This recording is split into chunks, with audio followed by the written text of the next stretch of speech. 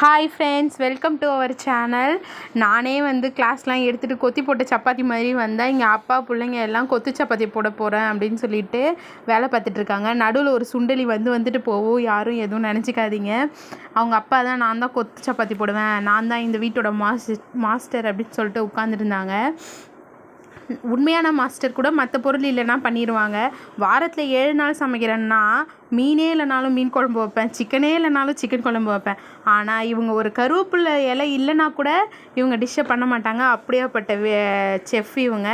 அவங்க சமைக்கும் போது நம்ம கிட்ட போய் டிஸ்டர்ப் பண்ணிவிட்டு அதனால தான் நல்லா இல்லைன்னு சொல்லிடுவாங்க. அதனால் நம்ம கிட்ட போகவே கூடாது, 8 அடி தூரத்துலேயே நம்ம நின்றுக்கணும்.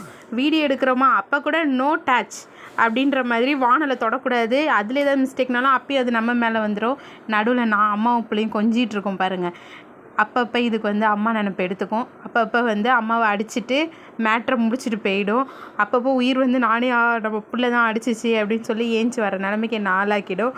சரி, இல்லாத நேரத்தில் நம்ம 2 சீனை போட்டுக்கலாமே அப்படின்னு சொல்லிட்டு கிளறிட்டு இருந்தேன். அப்போ கூட அந்த சுண்டலி விடாது, அது நம்ம கூடயே தான் இருக்கும். அவங்க அப்பா இப்போ தான் வதக்கிட்டு இருக்காங்க. டக்குன்னு சிம்பிளாக எங்கள் வீட்டு ஸ்டைலில் ஒரு கொத்து சப்பாத்தியோட செய்முறையை பார்த்திருவோம். வானல் இல்லைன்னா உங்கள் ஊர் பாஷையில் கடாயை வச்சுட்டு அடுப்பில் கடாய் சூடேறினோடனே 1 ஸ்பூன் எண்ணெய் ஊற்றிக்கோங்க.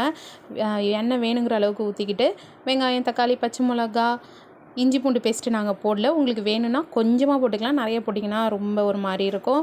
புதினா இலை போட்டு நல்லா வதக்கிட்டு, நேத்தி போட்டு சப்பாத்தியாக இருந்தாலும் சரி, அதுக்கு முதல் நாள் போட்ட சப்பாத்தியாக இருந்தாலும் சரி, காலையில் போட்ட சப்பாத்தியாக இருந்தாலும் சரி, இப்போ உடனே போட்ட சப்பாத்தியாக இருந்தாலும் கடகட நைஸாக அரிஞ்சு போட்டு உப்பு, கொஞ்சோண்டு காரப்பொடி, சிக்கன் மசாலாத்தூள், கரம் மசாலாத்தூள், நம்ம கைவசம் என்ன இருக்கோ எல்லாத்தையும் போட்டு இல்லை கடைசியாக கொத்தமல்லி இலை தூவி இறக்கிட்டோன்னா நம்ம வீட்டு ஸ்டைலில் சூப்பராக இருக்கும். பிள்ளைங்க மாஞ்சு மாறுதேன்னு பார்க்காதீங்க, உப்பு கம்மியாக இருந்ததுனால.